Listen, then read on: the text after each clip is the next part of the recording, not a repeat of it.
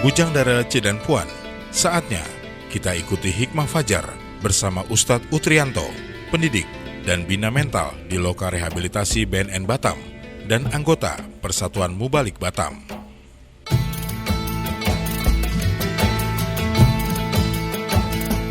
Assalamualaikum warahmatullahi wabarakatuh. Alhamdulillahillazi arsala rasulahu bilhuda wa dinil haqq liyuzhirahu ala dini kullihi wa kafa billahi syahida. Asyhadu an la ilaha illallah wahdahu la syarikalah wa asyhadu anna Muhammadan abduhu wa rasuluh sallallahu alaihi wasallam la nabiyya ba'dah amma ba'd. Bujang Dara, Cik dan Puan yang dimuliakan oleh Allah Subhanahu wa Ta'ala. Pada pertemuan kali ini kita akan mengangkat sebuah tema di antara kesalahan ibu bapa dalam mendidik anak. Anak adalah bunga hidup. Anak adalah harum-haruman rumah tangga, obat jerih pelerai damam. Demikian Profesor Hamka mengungkapkan dalam sebuah buku falsafahnya. Sebagai orang tua, kita juga sebagai pendidik kepada anak-anak kita. Guru kepada mereka sebelum mereka mendapatkan guru di sekolah. Kita mestilah berusaha sedaya mungkin agar dapat membentuk kepribadian mereka sebagai berkepribadian mukmin sejati, yaitu anak yang soleh. Allah Subhanahu wa Ta'ala berfirman di dalam surat An-Nisa ayat 9. Wal yakhshal ladzina law taraku min khalfihim dzurriyyatan di'afan khafu 'alaihim falyattaqullaha wal yaqulu qawlan sadida. Yang artinya, dan hendaklah mereka merasa risau, merasa khawatir sekiranya mereka meninggalkan anak-anak yang lemah di belakang mereka. Oleh sebab itu bertakwalah kepada Allah dan ucapkanlah perkataan yang benar. Quran Surat An-Nisa ayat 9. Bujang Dara, Cik dan Puan yang dimuliakan oleh Allah Subhanahu wa Ta'ala. Namun kadang-kadang sikap ibu bapa lebih cenderung kepada sikap melakukan kesalahan, baik sengaja ataupun tidak. Namun kesalahan tersebut telah membawa dampak serta akibat kepada terbentuknya kepribadian yang tidak baik pada diri anak kita. Di antara kesalahan tersebut, kita coba melihat. Pertama, salah memilih jodoh. Untuk mendapatkan anak yang soleh, kita mestilah merancangnya sejak awal, yaitu semenjak kita belum berumah tangga. Pilihlah jodoh yang soleh sekiranya ingin mendapatkan anak yang soleh. Sebab kepribadian seorang anak lebih banyak dipengaruhi oleh kepribadian ibu dan bapaknya. Jika orang tua lalai beribadah, mustahil anaknya akan kuat beribadah. Jika ibunya tidak menutup aurat, tidak mungkin anak perempuannya akan suka memakai pakaian yang menutup aurat. Pepatah mengatakan, bila ayah kencing berdiri, anak kencing berlari. Ini membawa maksud kejahilan ibu bapa akan diwarisi oleh anak. Akan diwarisi oleh anak, bahkan mungkin anaknya lebih jahil. Perlu kita renungkan, atas sebab kita telah salah memilih jodoh. Akhirnya anak kita serupa dengan ibu bapaknya. Bujang Dara, Cik dan Puan yang dimuliakan oleh Allah Subhanahu wa Ta'ala. Dalam hal memilih jodoh, Rasulullah Shallallahu alaihi wasallam memberikan tuntunan kepada kita.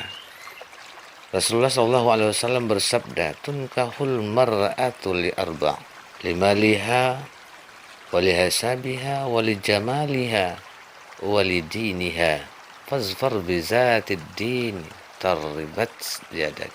Seorang menikahi perempuan itu karena 4 faktor: hartanya, keturunannya, kecantikannya, dan karena agamanya.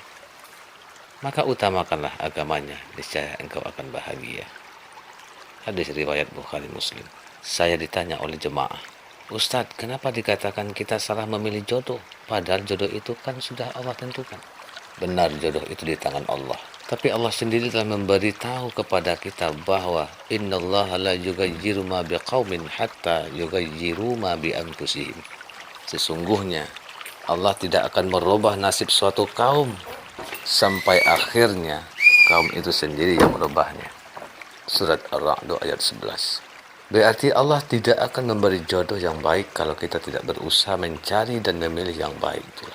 Rasulullah sendiri mengingatkan, kalau memilih jodoh, utamakanlah agamanya. Salah karena tidak membaca doa sebelum melakukan hubungan suami istri. Ini yang kedua. Di antara tujuan dan hikmah perkawinan adalah agar kita dapat menyalurkan hasrat kelelakian dan hasrat kewanitaan kita secara sah dan halal serta diridhoi oleh Allah Subhanahu wa taala. Bahkan ia bukan hanya sekedar untuk melepaskan kehendak hawa nafsu, malah di sisi Allah ia bernilai ibadah dan berpahala. Dan di antara tanda-tanda kebesaran Allah ialah Dia menciptakan untukmu istri-istri dari jenismu, supaya kamu merasa suka dan tentram dengan mereka. Sesungguhnya yang demikian itu benar-benar terdapat tanda-tanda kebesaran Allah bagi kaum yang berfikir.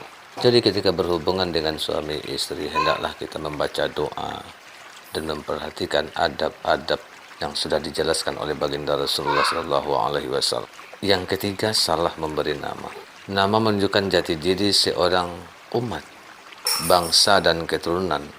Lebih-lebih lagi jati diri sebagai seorang muslim. Amat janggal kalau kita seorang timur memakai nama orang-orang kebaratan, orang-orang yang notabene bukanlah orang yang muslim. Nama juga merupakan sebuah doa yang memang kita panggil tiap sebentar anak kita. Yang keempat adalah salah memberi nafkah atau makan. Islam sebagai agama yang suci amat mementingkan kesucian dalam segala segi. Suci makanan, suci pakaian, suci perbuatan, suci i'tikad atau niat. Sebab kesucian itu akan memberi kesan terhadap kepribadian seseorang.